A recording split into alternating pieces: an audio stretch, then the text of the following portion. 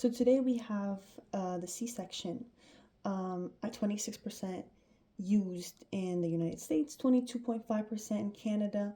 And while C-sections genuinely save lives for emergencies, right? That's what they're for. Researchers will question whether they're being overused.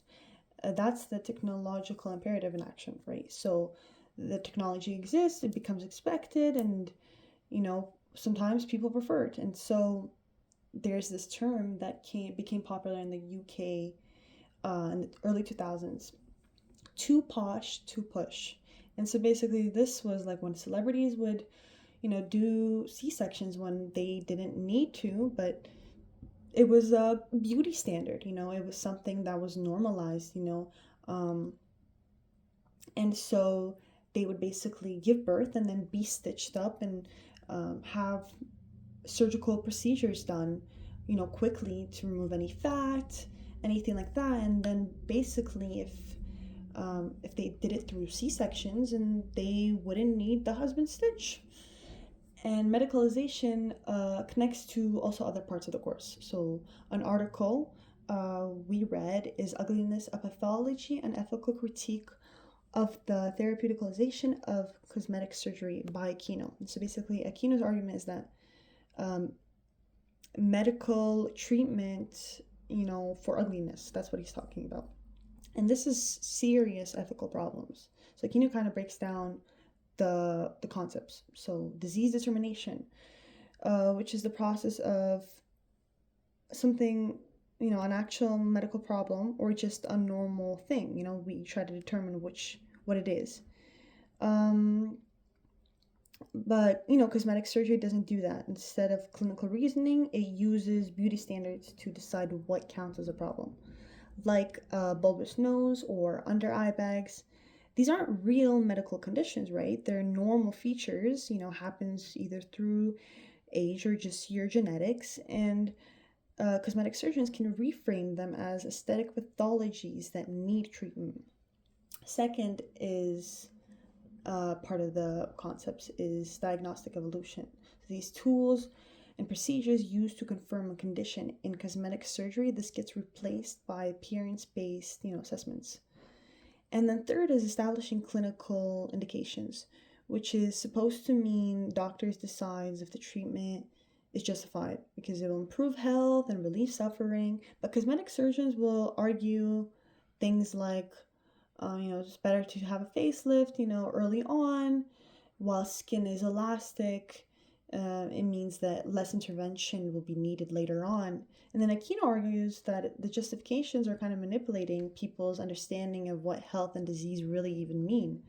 Aquino also brings in Daniel Callahan's goal of medicine, which we talked about in the course. The prevention of disease, relief of suffering, care and curing illnesses. And his argument in the cosmetic surgery undermines all of these goals, right? So because it prioritizes profit and desire over actual genuine patient well-being. And Aquino says these procedures benefit surgeons more than patients. And then this will directly also connect to medicalization as a health controversy because we're seeing, we're pathologizing normal human appearance, normal features, and through social media, social media also makes it worse, we're diagnosing normal features. Like Snapchat, for example, will expose us through filters we will use, to normalize, or feel better about ourselves, or I don't know, think something is an issue, so therefore we will use a filter. And suddenly you will feel like your face is the problem.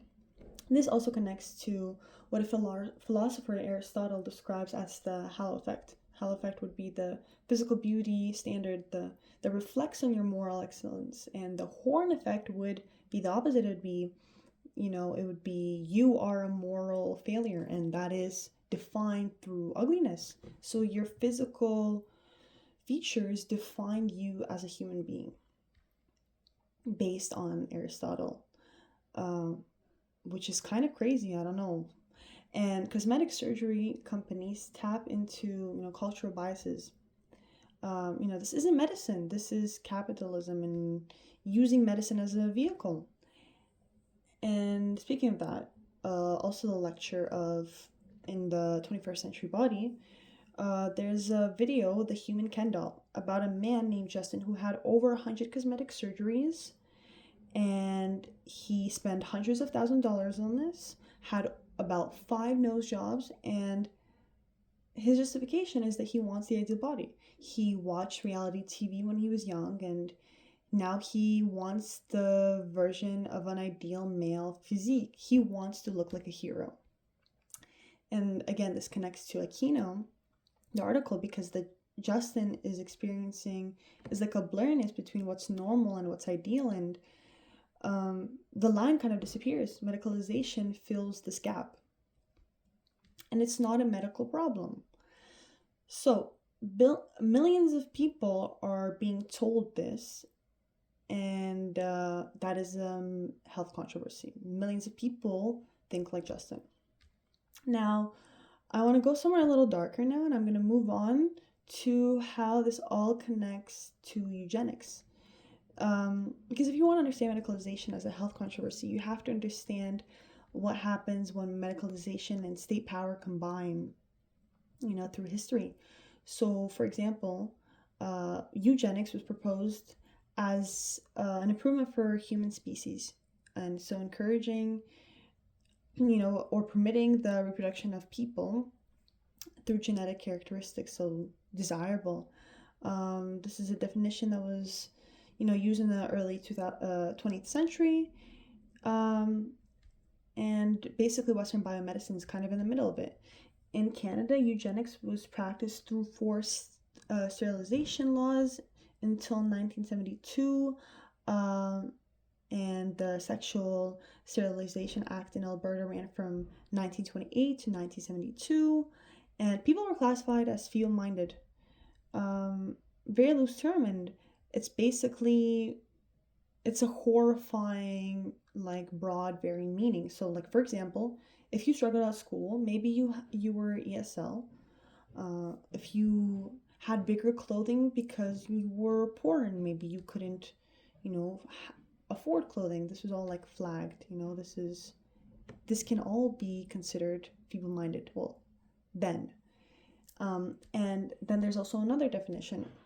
The Nazi Germany took eugenics and turned it into something horrible, saying life can be, unworthy of life. So some people don't deserve to reproduce, and that was kind of their goal. And so it'd be physical or intellectual disabilities. They would, those who were labeled as the R slur or feeble-minded people with like mental illness, LGBTQ plus communities, Jewish people, Roma people, Black people. The concentration camps were filled with people who have been pathologized. And the classification worked through like signs. So people would wear black triangles. This would include Roma, the mentally ill, alcoholics, homeless people. The pink triangle, which prisoners would wear, would be the gay men or those accused of homosexuality. And the yellow star would be Jewish prisoners, and more. And this is not an ancient history, this is 20th century. People, doctors, psychiatrists, scientists are using this as, a justification for genocide. Yeah. Okay, so let's talk about pharmaceuticals, because this is kind of a massive part of medicalization and how it operates. We actually watched a video, Marketing to Doctors, also a course connection. And there was a segment of John Oliver in the show, and basically he's using humor to talk about an alarming topic. Oliver talks about commercials for overactive bladder, and the symptoms include urgency, frequency, and leakage. And this is a symptom usually probably just caused from drinking a lot of water, possibly aging, maybe stress, maybe having too much coffee that day, and it's being framed as a medical condition. It's telling you go get pills. It's telling you you need treatment. A condition with a name a diagnosis, and a pill. And the commercial will always end in ask your doctor. That phrase, ask your doctor, is everywhere. If you think about it, that's how uh, they advertise, how pharmaceuticals advertise, and it's legal. Americans spend billions of dollars every year on medication. The pharmaceutical industry is arguably the most profitable industry in the world. And big pharmaceuticals companies spend more money on marketing than they do on research. That's crazy.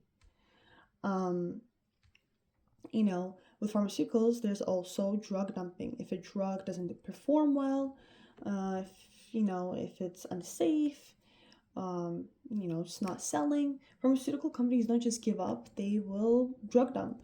They will find new markets. They will advertise as something else, usually to the global south. So the drug flow from global north to global south. This is medicalization as a global power dynamic.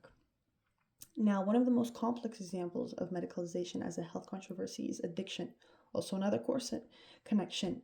And this one is tricky because it kind of cuts both ways. So, the National Institute of Drug Abuse frames addiction as a chronic brain disease, and the argument behind this is actually like well intentioned, and it's supposed to reduce stigma. Addiction as a disease, it's not a moral failure. You're not weak. You're not sick.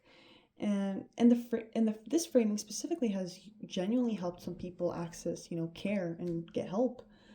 But there's also critiques here too. When you medicalize an addiction and you call it a brain disease, you remove a person's agency. Restrict them from making choices.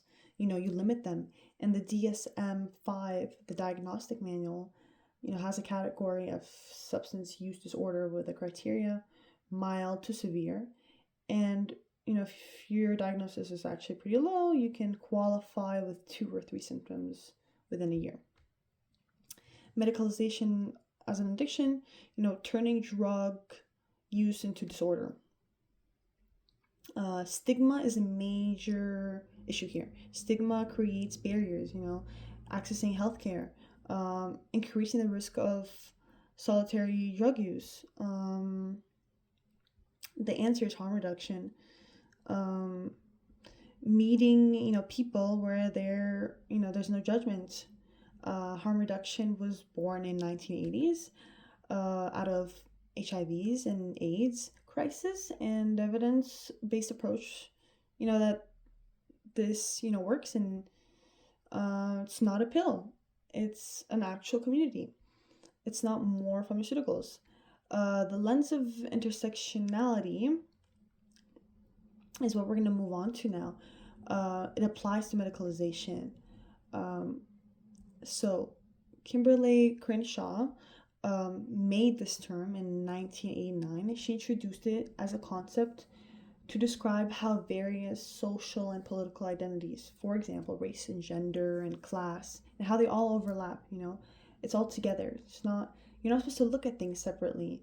You're looking at income. You're looking at skin color. So, for example, there's a book that I read recently, Feminism for the 99%.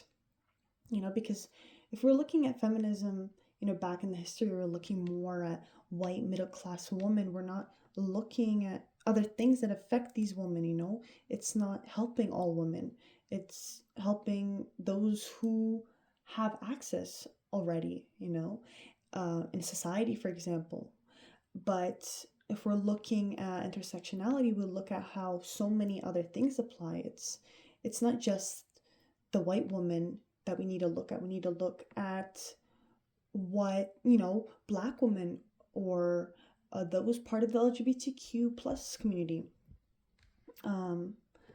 And when you apply that framework to medicalization, the picture gets really complicated, and that's really important. So, for example, gender.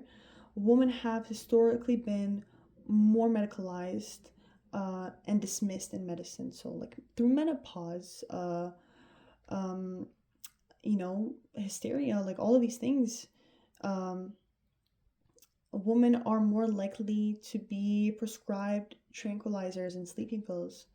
Um, Women are both pathologized and cared for less. So that's an issue.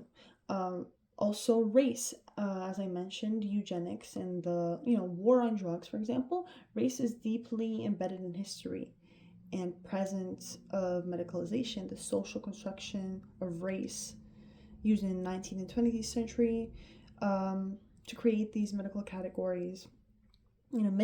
Indigenous people in Canada were forced in medical experience without their consent. Uh, Other Black people had also procedures done on them without any anesthesia in prisons. Medicalization happens, from inequality as well.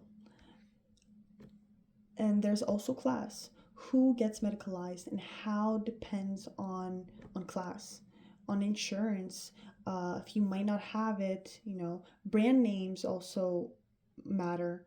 Um, there's it's filtered through socioeconomic status. The social determinants of health framework also is clear here because it's like income and education and employment and housing and how it affects everything, health outcomes, the attention, the medical attention that you seek. Um, Moving on to sexuality and gender identification, LGBTQ plus communities have been pathologized by Western biomedicine through history. Homosexuality has been classified as a mental disorder in the DSM until 1973. And so basically all of these things, LGBTQ plus communities face, like mental health challenges or stigma, discrimination. These are all social problems. They're not medical ones. They don't necessarily need to be treated, as it shouldn't be pathologized. This connects directly to the social determinants of health. So the idea is that